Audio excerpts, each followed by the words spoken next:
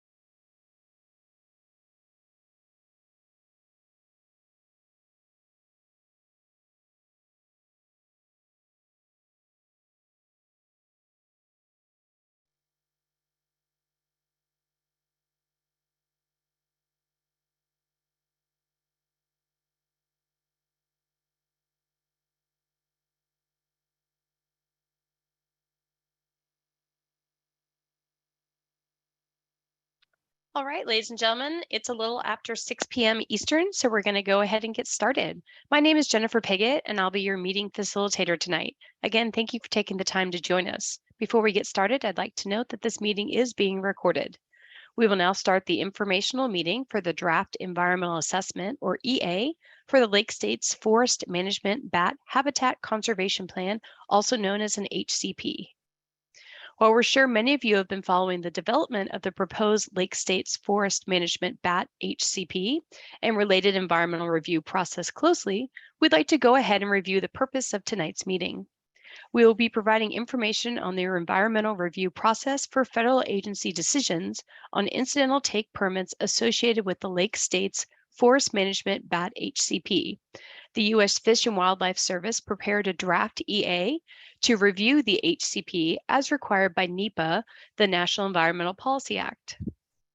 Tonight, we'll provide a summary of the HCP, the draft EA process, and potential impacts.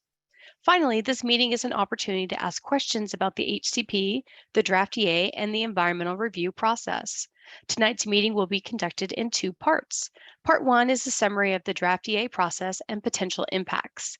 Part 2 is a question and answer session allowing all of you to ask questions about the draft EA and the environmental review process.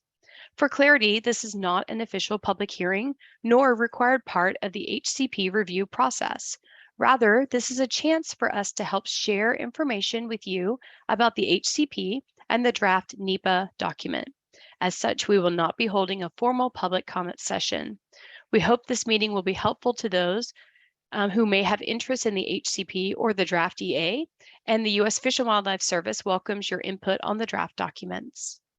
The Federal Register notice opening the public comment period and our project website provide directions for submitting comments on the draft HCP and the NEPA document.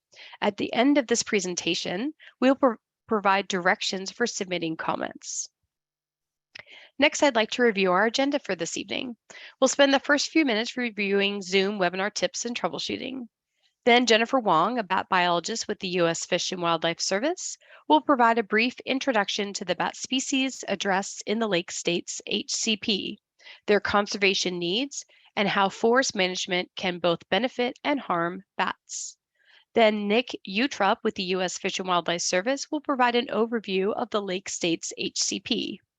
Following the HCP overview, Scott Hicks, also with the U.S. Fish and Wildlife Service, will give an overview of the NEPA process and will highlight some of the potential impacts analyzed in the draft EA. After the presentations, we will then review next steps before moving into our question and answer session. Please feel free to submit your questions via Zoom using the Q&A feature that's located at the bottom of your Zoom screen, at any time throughout the presentation tonight.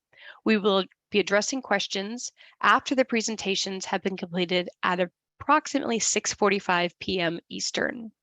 Again, this is an informational meeting and we will not be conducting a formal comment session or accepting public comments. Please note that attendees will be muted throughout the webinar tonight. If you're having logistical issues with the Zoom webinar, please notify the team using the chat feature, which is also located at the bottom of your screen. If you're having audio issues, please make sure your Zoom audio settings are connected to your computer or device speakers.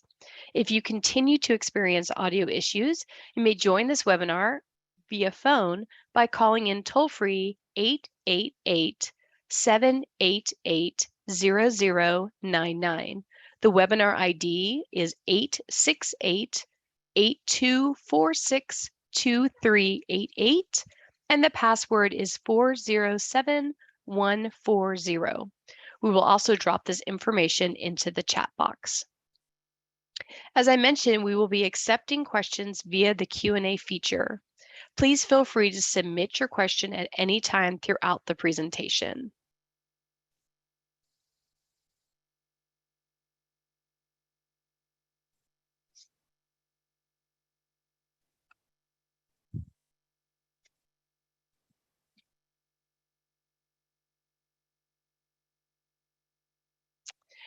Again, please feel free to submit your questions at any time throughout the presentation. We will be addressing questions verbally after the presentations, again at approximately 6:45 p.m. Eastern, but you may type your questions in at any time.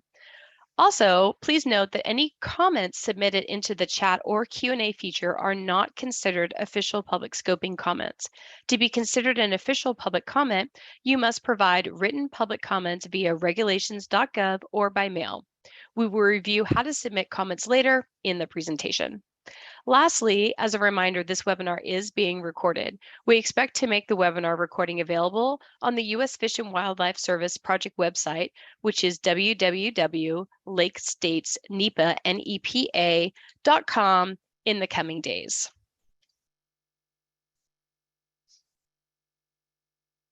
I will now introduce our first presenter tonight, Jenny Wong with the U.S. Fish and Wildlife Service. Jenny?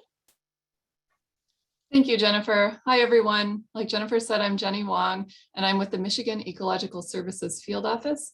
Happy to be joining you tonight, and I'm just going to give a brief overview of our covered species.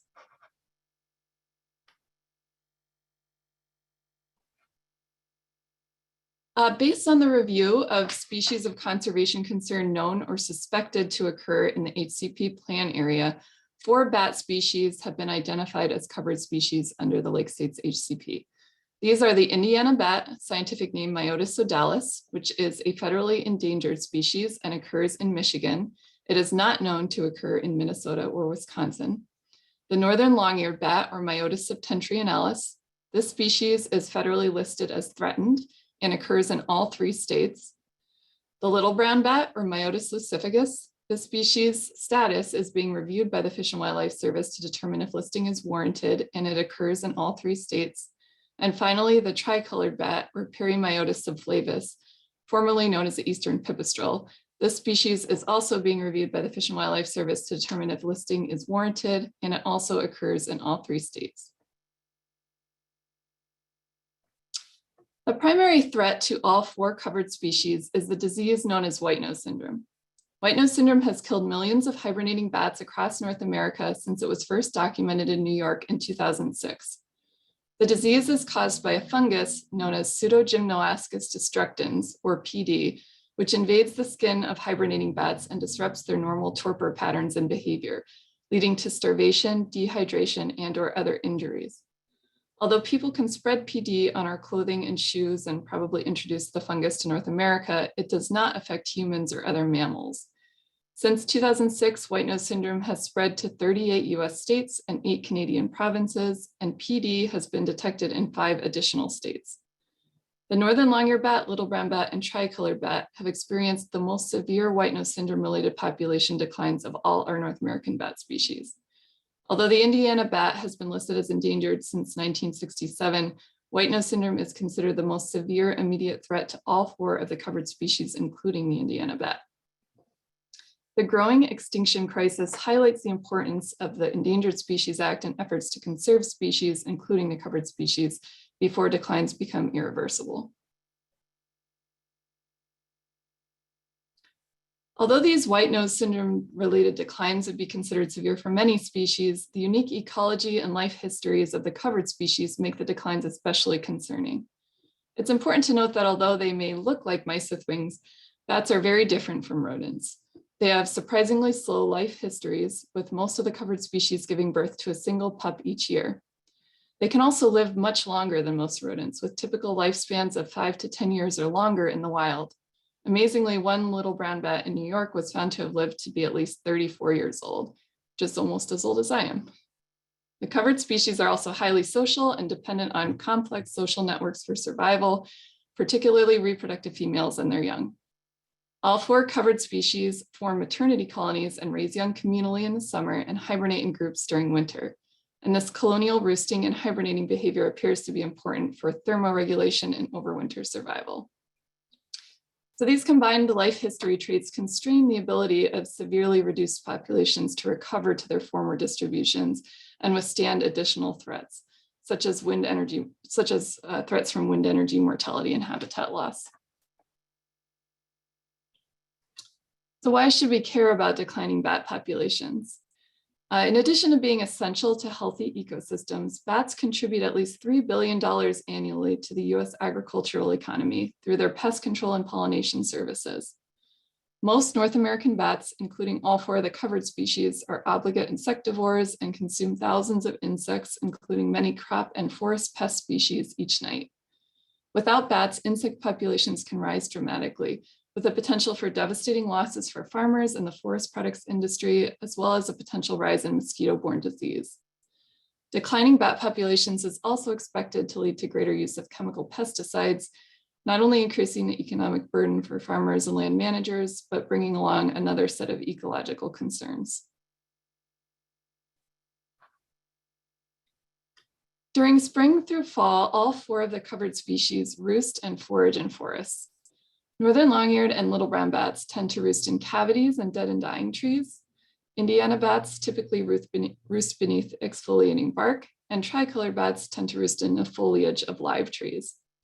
Because these bats require a continual supply of suitable roost trees for roosting and raising their young, sustainable forestry is essential to the covered species. And many typical forest management activities actually enhance bat habitat, such as by improving flight space and insect abundance, and or creating potential roost trees.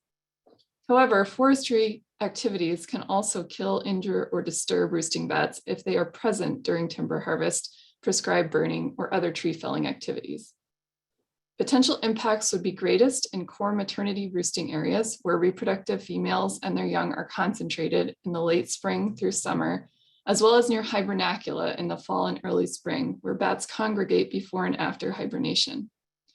Incorporating measures to enhance the positive benefits of forest management for bats while reducing risks where practicable is part of an effective conservation program.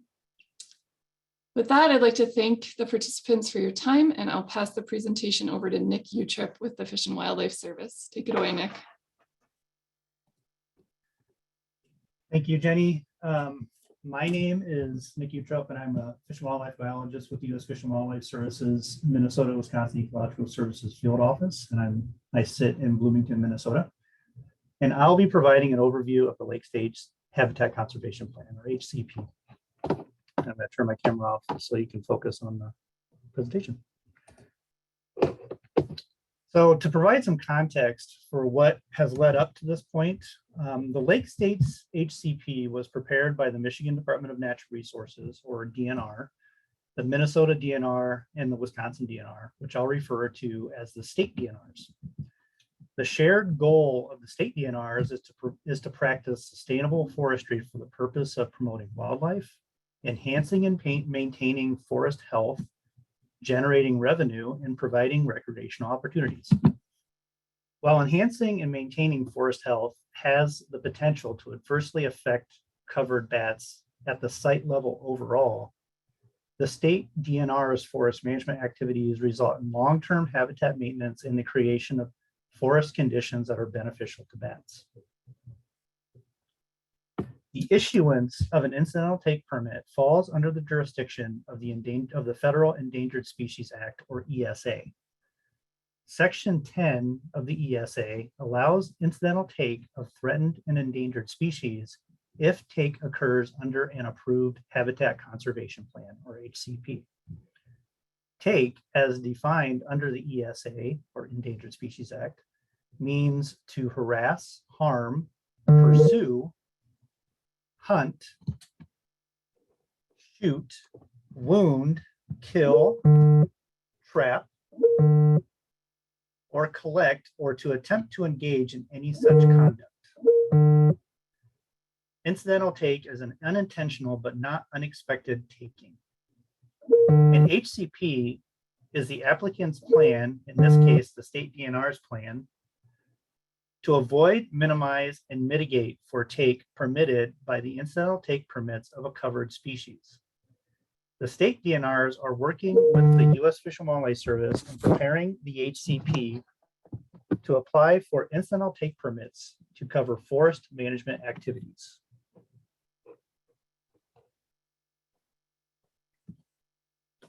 To obtain an ITP, or incidental take permit, applicants must prepare an HCP, or Habitat Conservation Plan, which specifically identifies how incidental take will be avoided, minimized, and mitigated.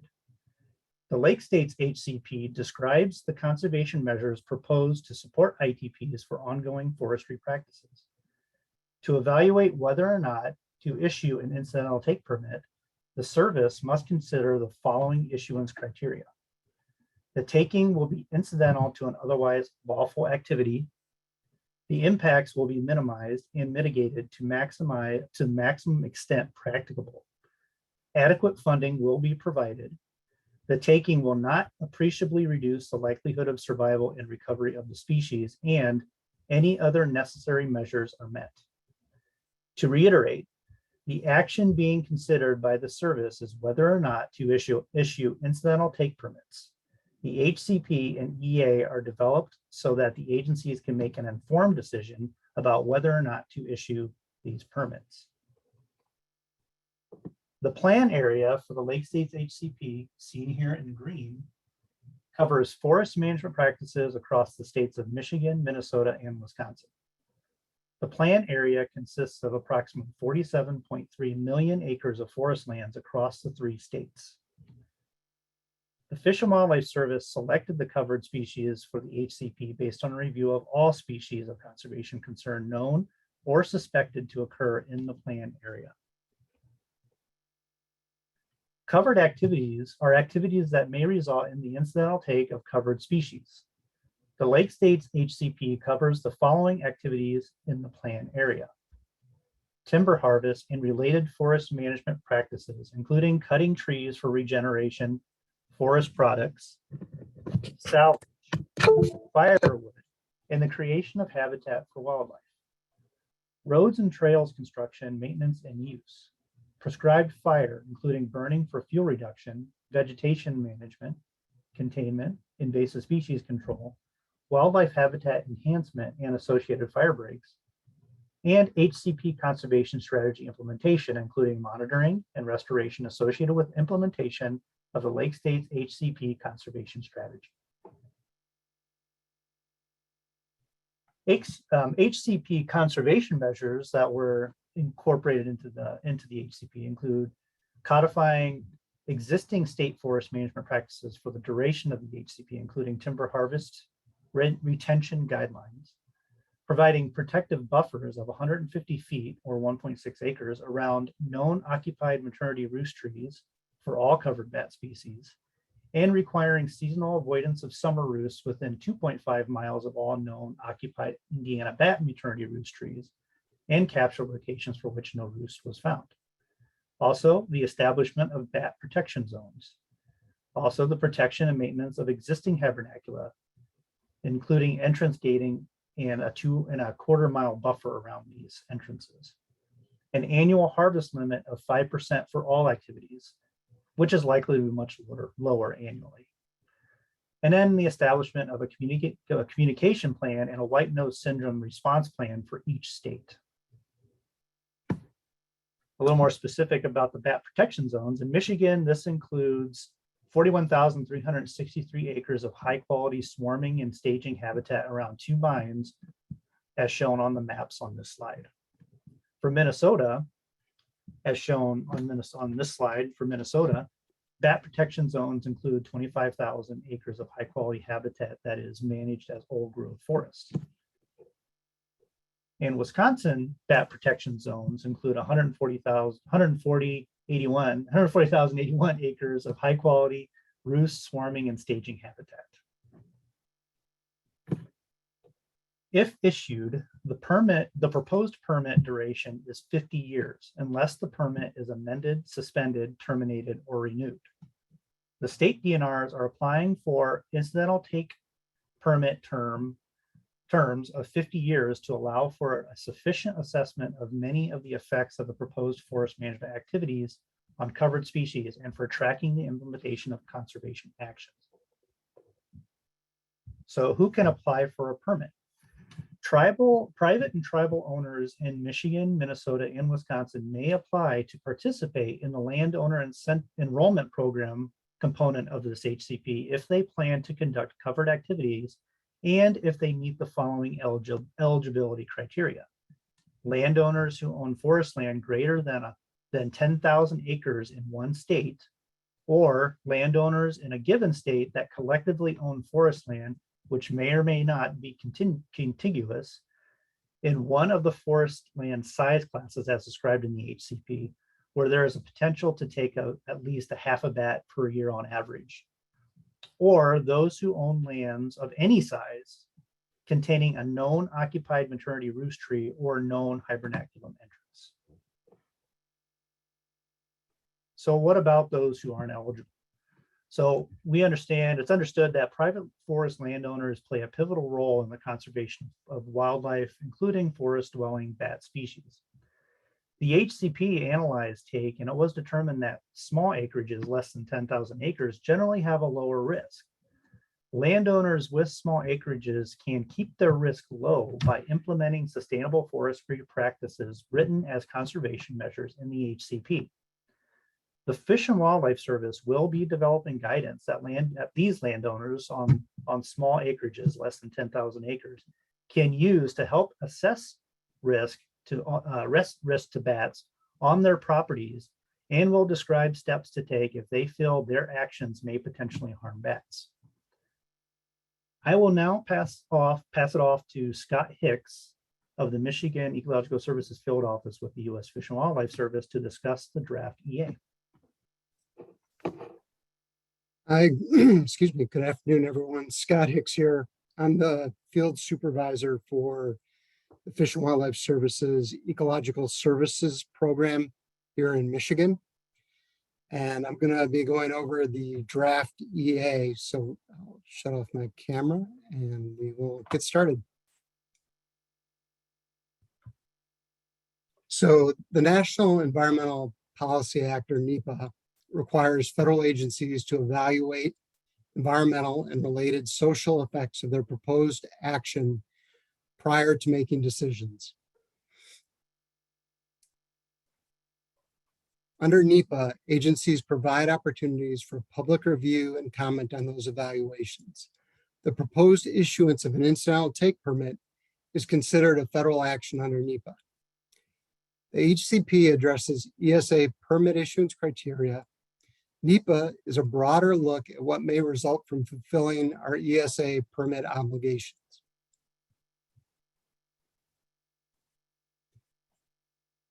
An environmental assessment is prepared for a proposed action that is not likely to have significant effects or when the significance of the effects is unknown.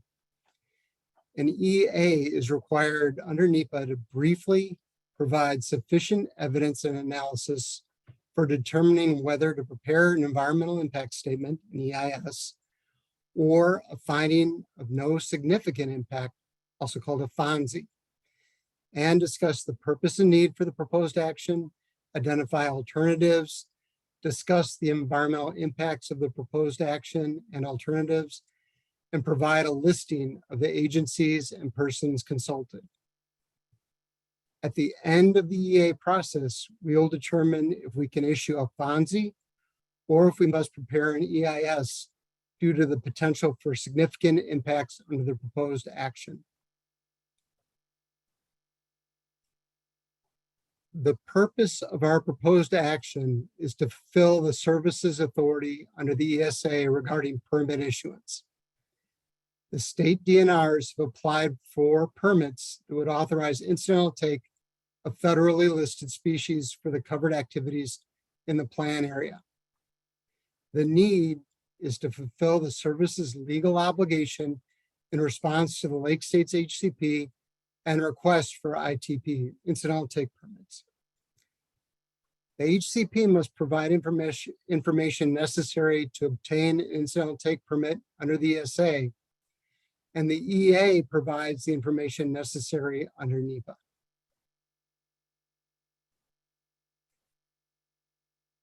Once the service determines an application for the incidental take permit, once the service receives an application for the incidental take permit, the application is reviewed to determine if it meets the issuance criteria. The service will either issue an incidental take permit conditioned on implementation of the HCP, or issue an incidental take permit conditioned on implementation of the HCP and other specified measures, or deny the incidental take permit application. At the conclusion of the EA process, we will either issue a FONSI, or if it is determined additional study is needed, a notice of an intent to prepare an EIS.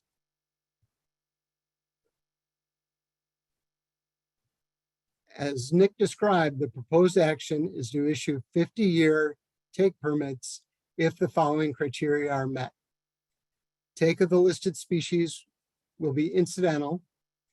Applicants will minimize and mitigate the impacts of take to the maximum extent practicable. Adequate funding for implementation of the HCP will be provided. The taking will not appreciably reduce the likelihood of survival and recovery of the species. Other measures required by the service as being necessary and appropriate for the purpose of the HCP will be implemented. The service will determine if the criteria are met and proceed accordingly. NEPA requires the consideration of a no action alternative, which is a baseline to compare the impacts of the proposed action and any other alternatives. Under the no action alternative, the service would not issue incidental take permits for the covered activities. The state DNR mandates and missions to manage forests for the Lake States region would remain in place and continue to be subject to the ESA. And covered activities are assumed to continue to occur at current levels and affect the same acreage of land as described for the proposed action.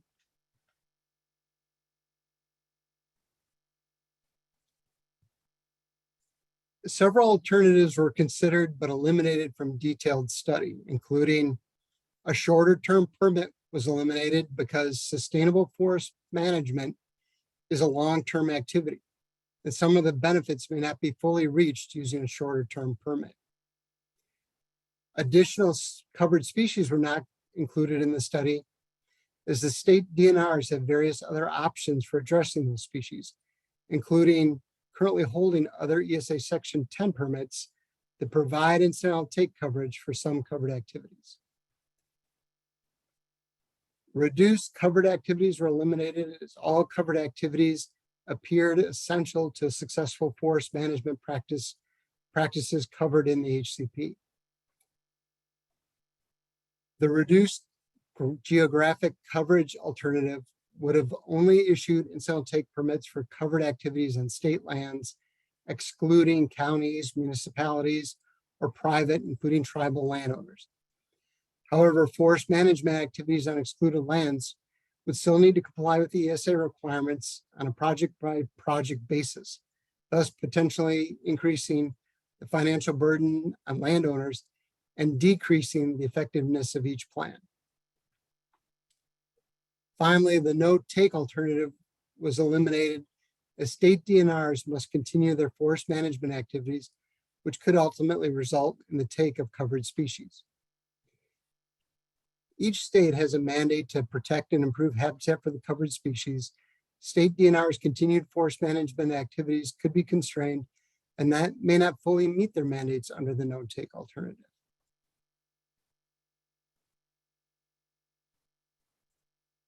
The draft EA summary of potential impacts. The draft EA found that potential impacts from the proposed action would be similar to the impacts of the no action alternative, specifically impacts from ongoing forest management activities. I'll just restate that because I kind of jumbled it there. Potential impacts from the proposed action would be similar to those impacts of the no action alternative, specifically impacts from the ongoing forest management practices without the HCP.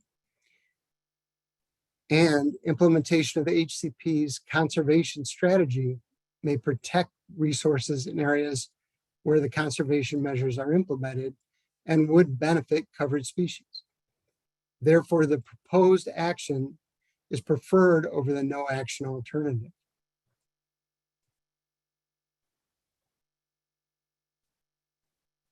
The draft EA discusses potential impacts on human and natural environments that could be affected by the proposed action. The resources analyzed in the EA include air quality, climate change, soils, water resources, vegetation, general fish and wildlife, covered species, special status species, cultural resources, socioeconomic and environmental justice.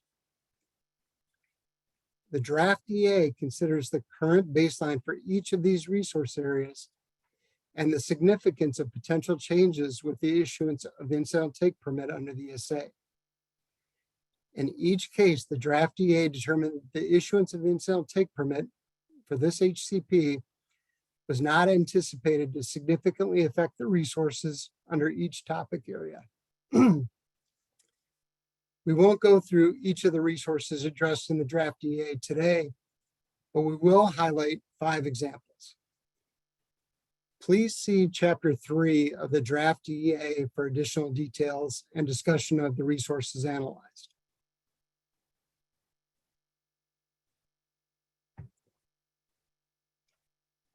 So here are the 5 examples that we're going to cover. First is climate change.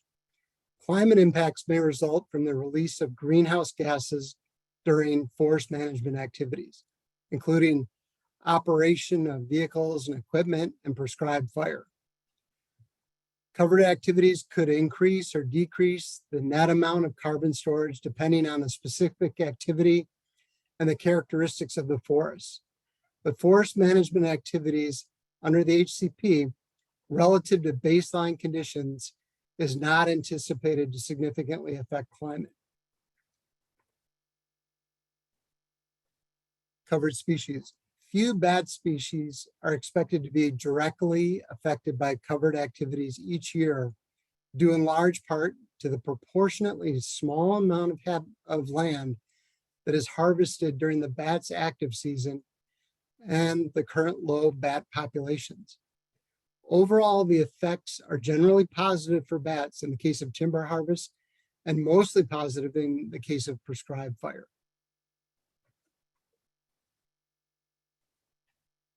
Regarding special status species, the applicant decides which species to include in HCP. The HCP does not cover other federally listed species because other listed species, 1, they may not be incidentally taken by the forest management activities in the HCP.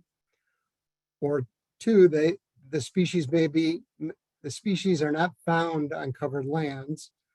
Or 3, as we mentioned earlier, some listed species are already covered by other ESA Section 10 permits. Or lastly, some listed species were lacking data needed for an HCP. As a result, either the state DNRs would avoid unpermitted incidental take of other listed species, or those species would be addressed in separate compliance processes. Impacts on state endangered species, bald and golden eagles, and birds of conservation concern would need to comply with state rules and codes, the Bald and Golden Eagle Protection Act, and the Migratory Bird Treaty Act. Cultural resources. Cultural resources may be impacted by ground disturbing activities that may adversely affect historic properties. The service will require the permittees to satisfy the National Historic Preservation Act, Section 106 requirements, and tribal consultation prior to initiating any ground disturbing activities that could affect historic properties and provide documentation to the service. Any potential increase in forest management activities under the HCP relative to baseline conditions is not anticipated to significantly affect cultural resources.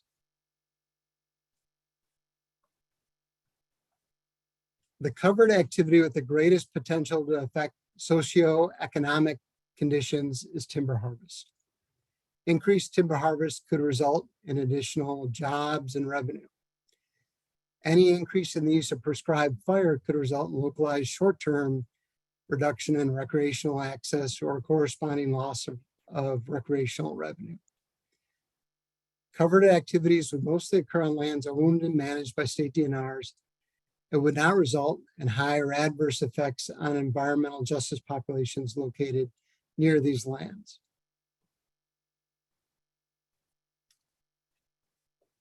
That concludes our overview and discussion of the draft EA. Before we move into the Q&A portion of the meeting, I'll review the next steps in the NEPA process. The informal scoping period was held January 18th through February 17th earlier this year. The public was invited to provide input on the scope, alternatives, and data to be considered in the development of the EA. The draft EA is now available for review and comment, with the comment period closing September 28th of this year. The Fish and Wildlife Service will review all comments received and prepare a final EA, which is anticipated to be published later this year. We will publish our findings following the release of the final EA, either issuing a FONSI, the finding of no significant impact, or a notice of intent to prepare an environmental impact statement.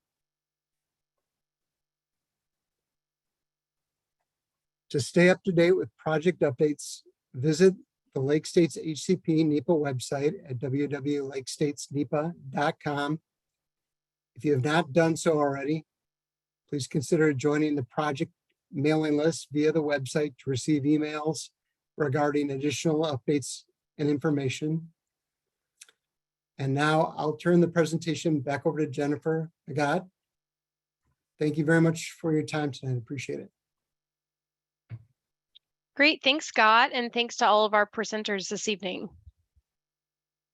As a reminder, public comments can be submitted via mail at the address listed here. And for call-in users, I'll read this, which is public comments processing, attention docket number FWS-R3-ES-2022-0091, U.S. Fish and Wildlife Service, 5275 Leesburg Pike, MSPRB/3W, Falls Church, Virginia, 22041.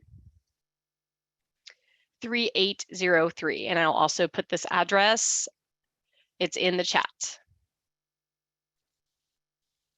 Comments can also be submitted online at regulations.gov by entering docket number FWS-R3-ES-2022-0091 in the search box, and we've entered this into the chat as well.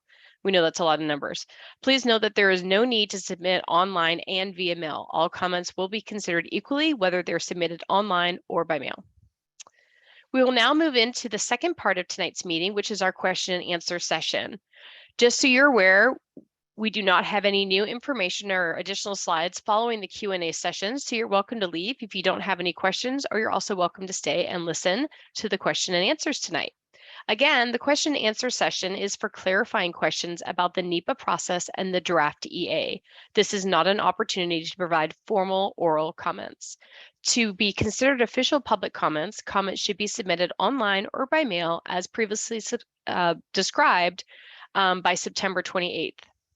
If you have a question pertaining to the NEPA process and the purpose of the EA, please submit the question using the Zoom Q&A feature located at the bottom of your Zoom screen. Many of you have already submitted questions into the Q&A, so we'll jump into those shortly. Please note that your question will be addressed in the order in which we received them and will be responded to verbally by one of the members of our project team.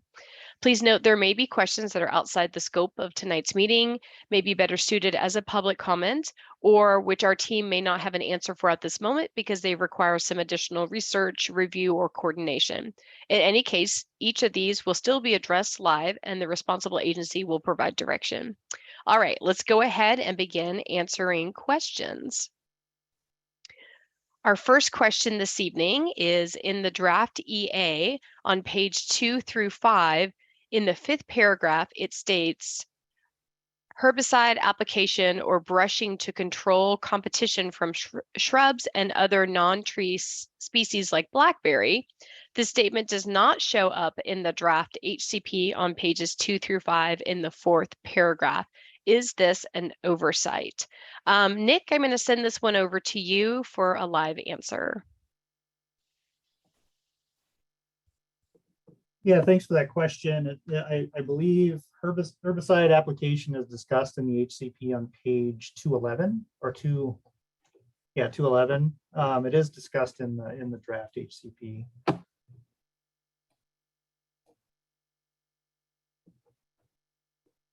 Okay, great. Thanks, Nick. Yeah, thanks. All right, moving on to question 2.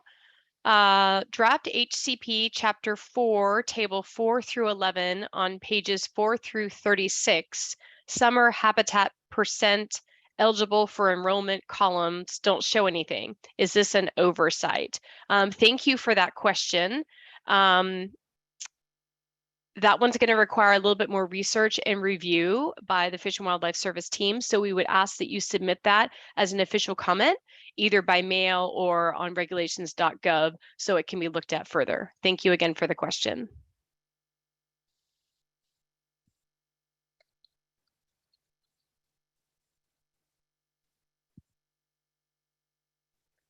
All right, the next 2 questions go together.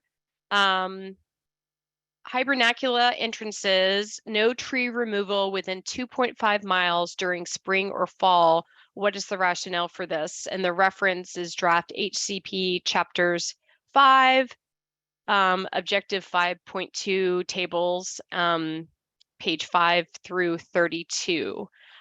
Jenny, I'm going to send this one over to you for a response.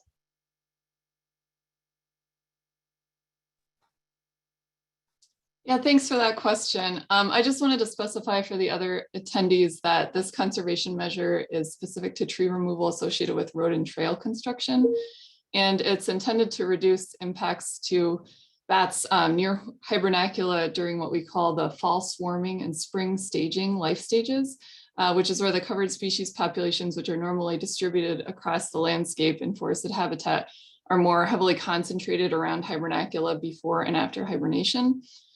So during these swarming and staging life stages, bats will frequently visit hibernacula, but they typically roost in trees during the day within several miles of the hibernation site.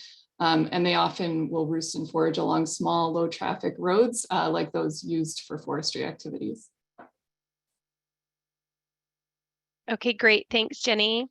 Okay, our next question, I think this is question 5, is would creation and expansion of borrow areas to obtain gravel solely for the use of creation and maintenance of forest management roads be covered by the Lake States HCP? Nick, I think this one's over to you for a response.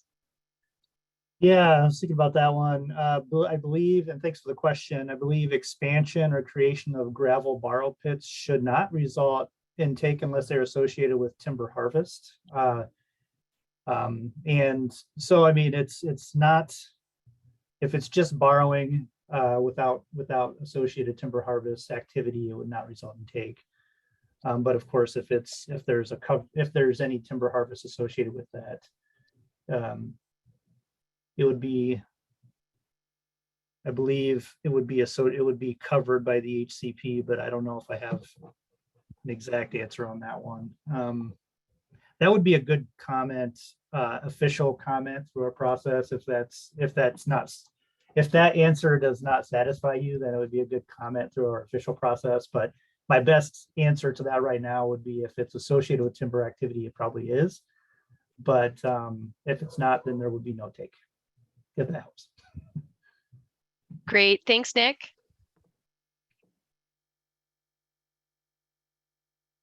Okay, our next question, this is question 7. In situations where state-listed species compliance is not achieved in accordance with state law, are the incidental take permit holders prevented from relying on the incidental take permit to achieve compliance for the covered species under the ESA? Andrew, this one's over to you for a response. Thanks. Yeah, and introduce myself. I'm Andrew Horton, the Regional HCP Coordinator. So for state-listed species, they would still be able to work under the ITP because the ITP is covering federally listed species and other covered species where they have risk or reason to believe that they will soon become federally listed. So they want to have that long-term coverage and predictability. So really it goes back to the states as far as how they would handle according to their state regulations under their ESA. Okay, great. Thanks, Andrew. I think this next one's coming to you as well. We currently know that compliance with MBTA is not achieved by many forest management practices. This is a foreseeable issue. Why isn't it being addressed in the EA?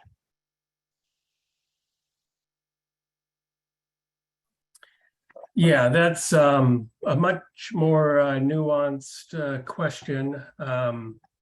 We do mention MBTA under the EA as far as impacts that there are efforts to comply. There are also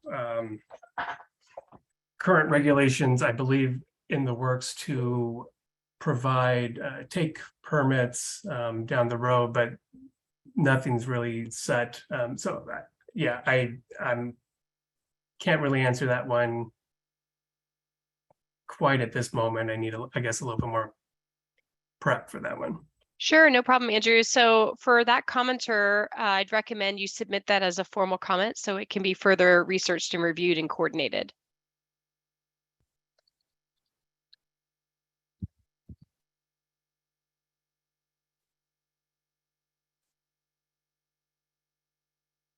All right, give us just a moment as we coordinate the next few questions.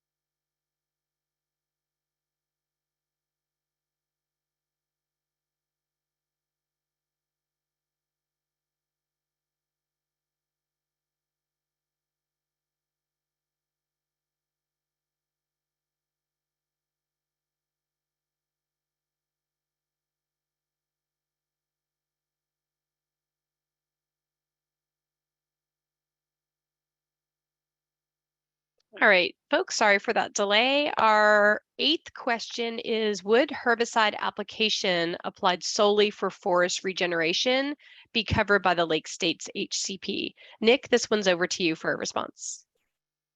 Yes, I believe, as written in the HCP, a draft HCP, that herbicide application applied solely for forest regeneration is covered as a covered activity.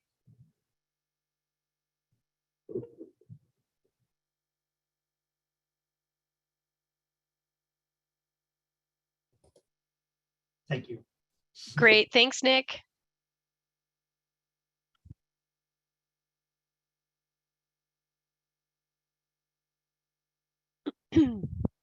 Okay, folks, just give us a minute while we coordinate the question that just came in. We'll be right back.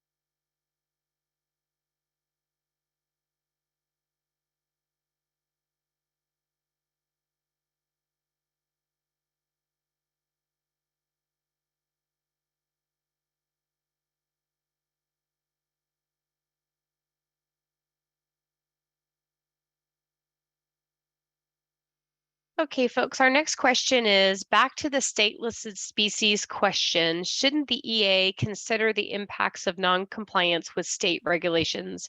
Federal actions must comply with state laws except on federal lands.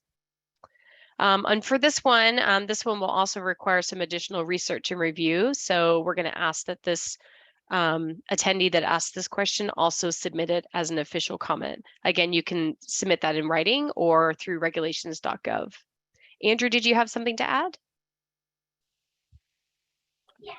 Yeah, I was sorry, I have some children at home now, so it's a little more distracting. But the EA considers potential impacts to state species, but we do not believe that there's non-compliance issues. We cannot assume that an applicant is going to act in violation of any of that law. So really, if something did change, it would change the potential analysis that was done under our NEPA. So there's potentially the NEPA could be revised, but really that comes down to whether that revision acts as a significant impact on the human environment at a state species level. So again, it doesn't quite fall into the regulations under HCPs for federally listed species and their covered non-listed species. But I agree, certainly provide that comment and we can provide much more detail in our official record. Okay, great. Thanks, Andrew.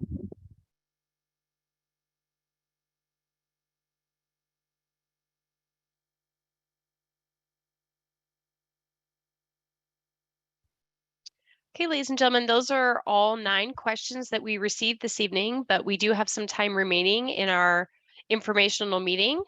Please know that we plan to stay online until 7:30 p.m. Eastern time to take any additional questions. We'll go on mute for a bit, but please know we're still here. So if you think of other questions, please feel free to submit them using the Q&A feature located at the bottom of your Zoom platform. And I'll pop back on every few minutes to check in. Thank you.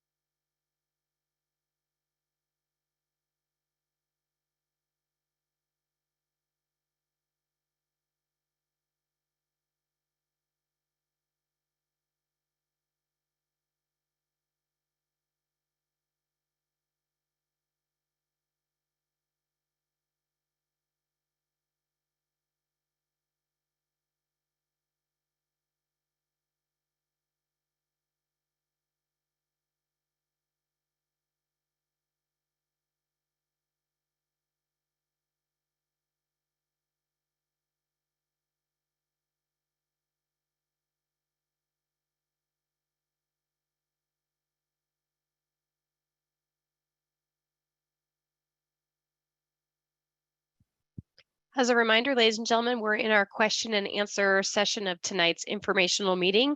And while we won't be presenting any new or additional information tonight, we will stay on the line until 7:30 p.m. Eastern to answer any questions that you might have. If you have a question, feel free to type it into the Q&A feature located at the bottom of your Zoom platform. Thank you.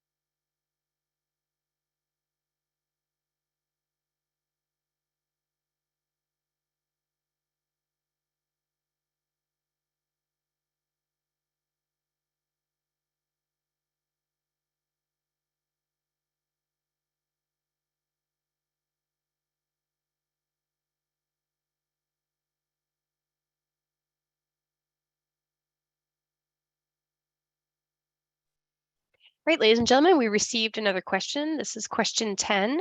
Bat protection zones are established by the DNRs. Are landowner enrollment program participants required to make additional bat protection zones? Jenny, this one's over to you for a response. Hey, thanks for that question. No, landowners that participate through the landowner enrollment program will not be required to add additional bat protection zones. The three that have been established for each state will be the only ones as part of the conservation measures in the HCP. Great, thanks, Jenny.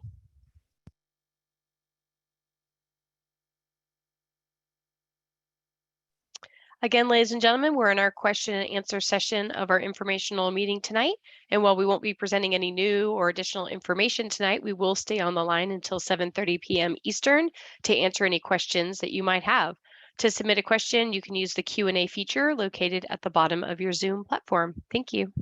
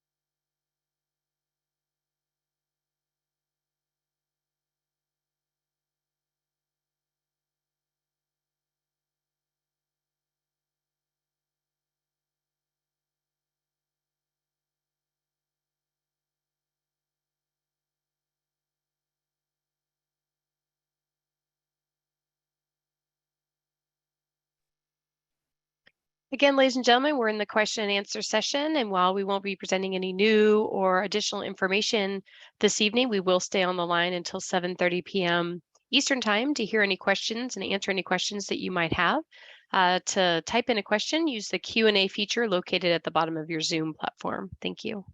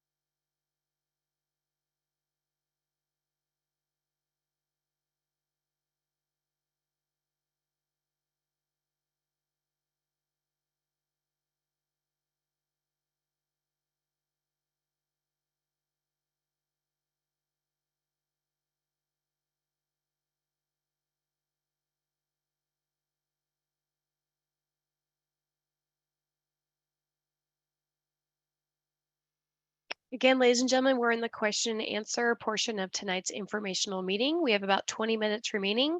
So if you do have a question, please type it into the Q&A box located at the bottom of your Zoom platform. Again, we won't be providing any new or additional information tonight, but we will stay on the line until 7:30 p.m.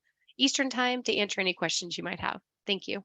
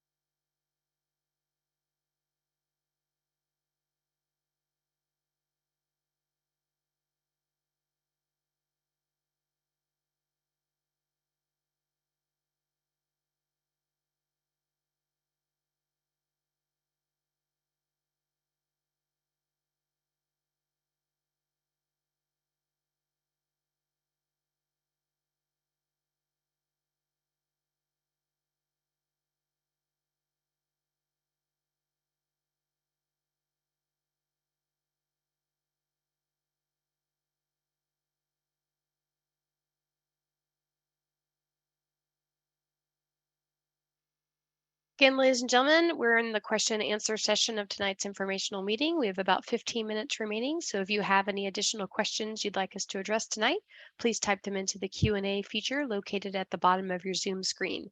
While we won't be providing any new information or additional content tonight. We will stay on the line till 7:30 p.m. Eastern to answer any questions that you might have. Thank you.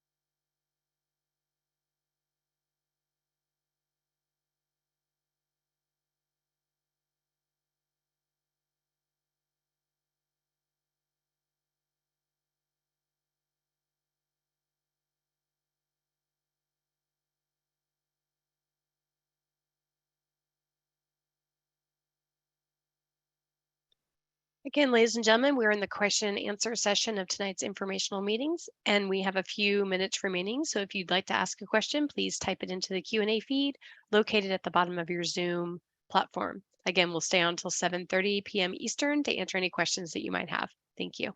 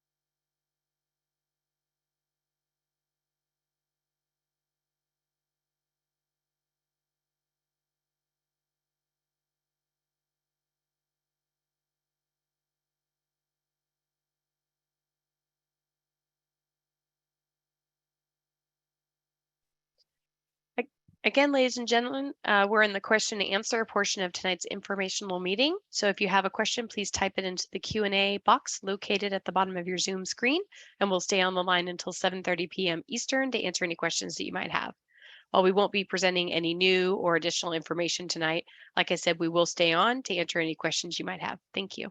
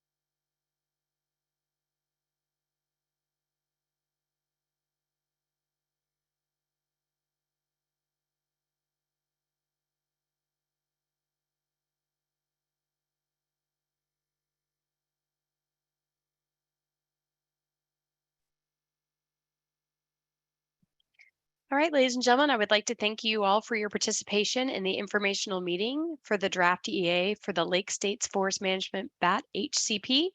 A recording of this meeting will be posted on the project website in the coming days at www.lakestatesnepa.com. This meeting is now adjourned. Thank you.